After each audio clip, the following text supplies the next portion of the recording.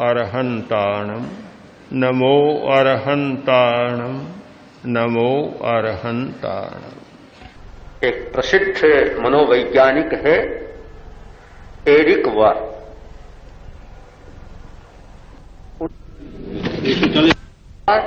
और विचार पर बहुत गहराई से चिंतन किया है और प्रतिपादन किया है। उनका सिद्धांत है कि मनुष्य दो इकाइयों का सम्मिश्रण है। एक ऑर्गेनिक यूनिट, आंगिक इकाई, अवयवों की इकाई, और दूसरा सोशल यूनिट, सामाजिक इकाई। इन दो का मिश्रण है।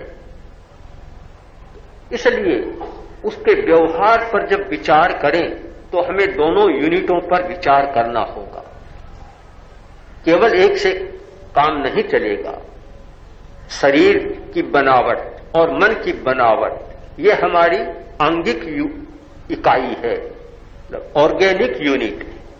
और समाज का वातावरण, ये सोशल यूनिट है। इन दोनों का प्रभाव उसमें होता है, दोनों का सम्मिश्रण है। इसलिए किसी भी व्यवहार की व्याख्या करें तो दोनों इकाइयों का हमें विश्लेषण करना होगा। यहां अध्यात्म की दृष्टि से विचार करें तो एक यूनिट और जोड़ना होगा जो दोनों से पहले का है। ये दोनों बाद में होते हैं। सबसे पहला यूनिट होगा कार्मिक यूनिट, कर्म की इकाई, सूक्ष्म संस्कारों की इकाई या सूक्ष्म शरीर की इकाई। मनोवैज्ञानिकों ने विचार किया है स्थूल शरीर के आधार पर। हम अध्यात्म की दृष्टि से विचार करें तो वहां कर्म शरीर तक हमें जाना होगा, और वहां गए बिना किसी भी विचार या व्यवहार की व्याख्या संभव नहीं बनती।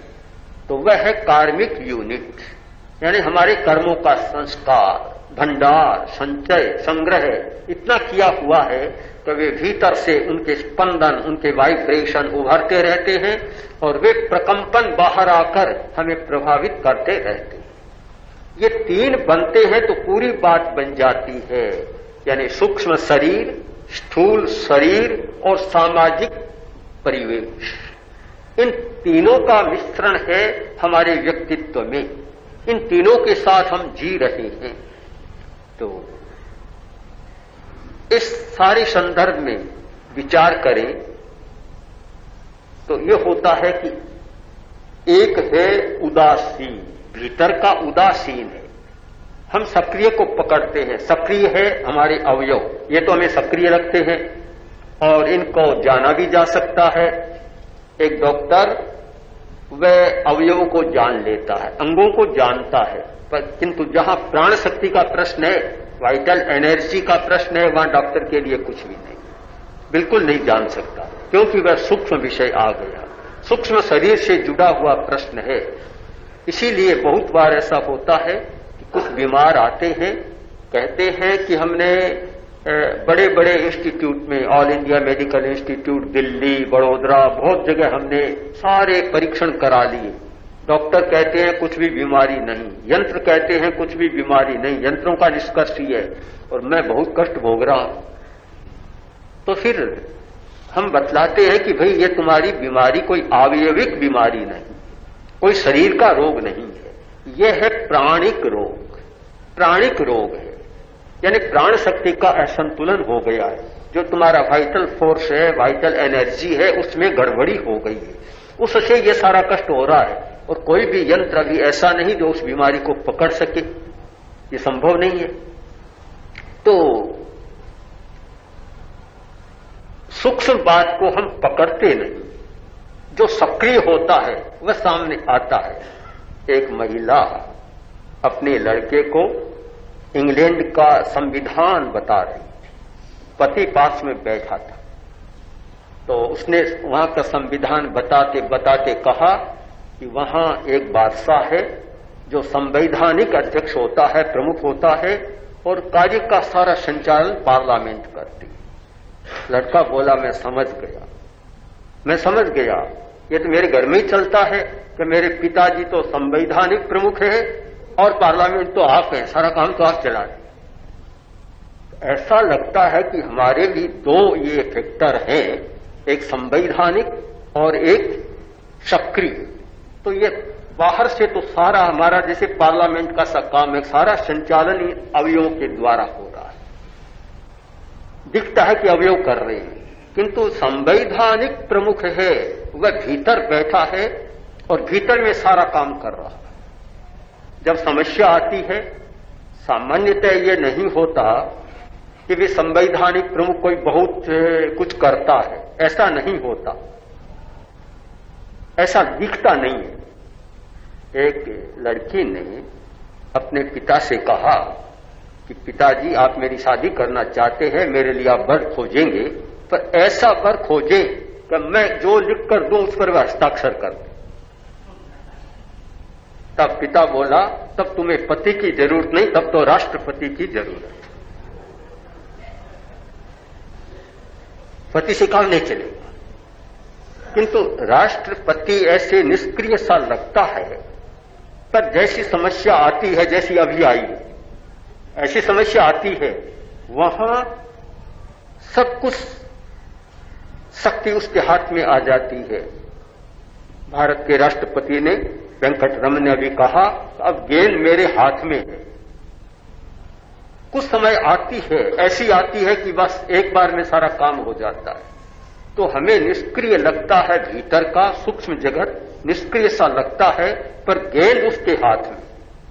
कभी कभी ऐसी गेंद उछालता है कि बस सारा काम एक साथ बन जाता है। किंतु इन तीनों शक्तियों का हम ठीक समीकरण करें। एक भीतर की शक्ति, भीतर का यूनिट हमारा है कर्म शरीर का, एक स्थूल शरीर का, औदारिक शरीर का, और तीसरा है सामाजिक वातावरण का। इन तीनों का ठीक सम्मिश्रण हमारे व्यक्तित्व में है, और इन तीनों को ठीक हम यथार्थ रूप में समझें तो फिर ये विचार और व्यवहार की समस्या हमारे लिए कोई जटिल नहीं बनेगी। ध्यान की दो स्थितियां बनती हैं, एक ध्यान का परिवर्तन और एक ध्यान का विचलन। दोनों ध्यान की समस्याएं हैं।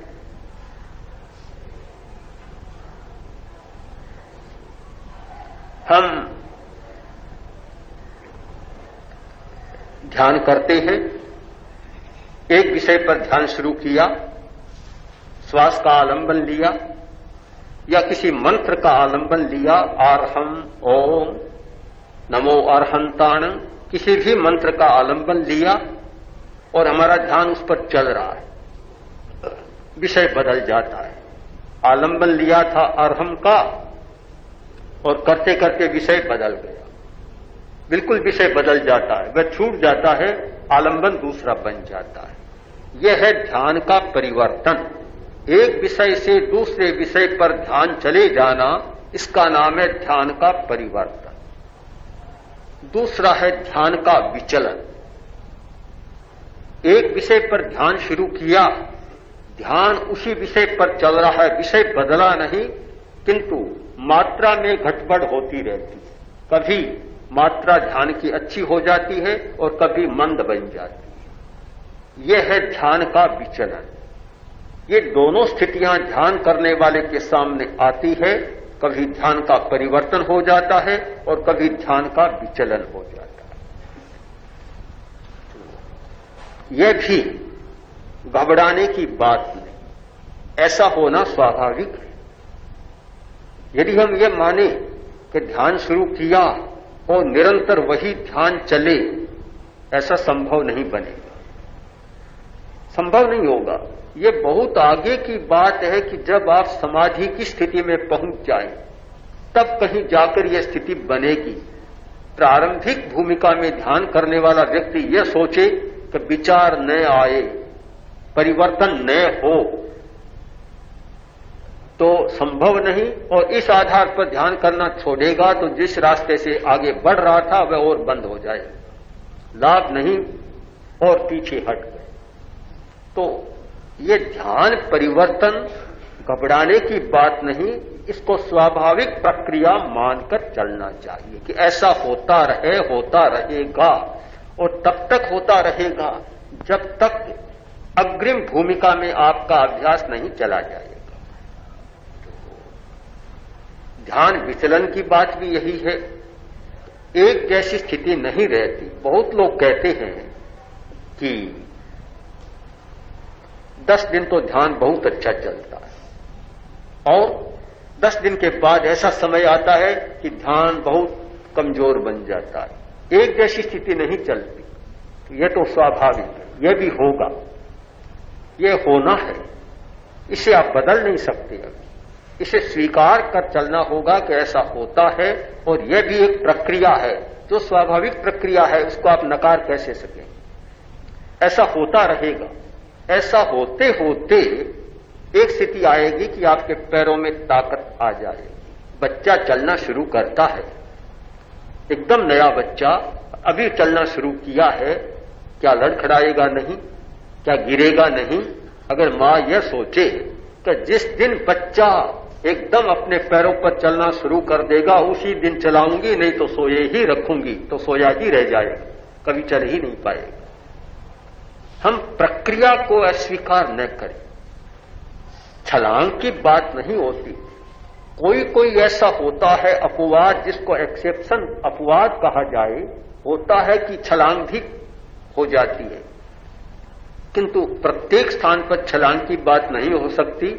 डार्विन ने क्रमिक विकास की बात कही, मेंडल ने छलांग का सिद्धांत भी बताया, भी छलांग भी होती है, किंतु वह छलांग की बात आपवादिक बात है, वह कोई सामान्य प्रक्रिया नहीं है। हम चर्चा कर रहे हैं ध्यान की सामान्य प्रक्रिया की।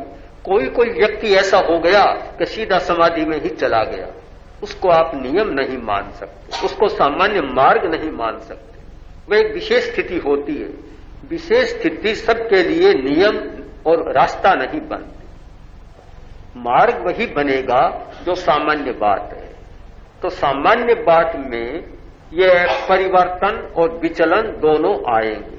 विचलन से भी घबराने की जरूरत नहीं है, बिल्कुल आवश्यकता नहीं, क्योंकि हमारे संस्कारों का साम्राज्य इतना बड़ा है, वृत्तियों का साम्राज्य, मौलिक प्रवृत्तियों का साम्राज्य इतना बड़ा है, एक झटके से उसे तोड़ नहीं सकते हम। किसी भी साम्राज्य को ध्वंस करना होता है, कितनी शक्ति लगानी पड़ती है, बहुत शक्ति, और कभी कभी तो पूरी पीढ़ियां खप जाती है, तब कहीं जाकर और उसको हटा सकते हैं। एकदम ऐसा नहीं होता। एक बुढ़िया सिकंदर के पास आई, आकर बोली कि कुछ असामाजिक तत्वों ने मेरे बेटे को पीटा, उससे धन छीन लिया, तुम्हारे राज्य की व्यवस्था अच्छी नहीं। सिकंदर ने बुढ़िया को देखा तो बड़ी साहसिक महिला है, पर वह भी आखिर सम्राट था, सम्राट बना, क्यों परवाह करे इस बात की। वह बोला कि इसकी व्यवस्था अच्छी नहीं है, मैं क्या करूं, मेरा इतना बड़ा साम्राज्य है, मैं कहां कहां व्यवस्था करूंगा असामाजिक तत्वों की।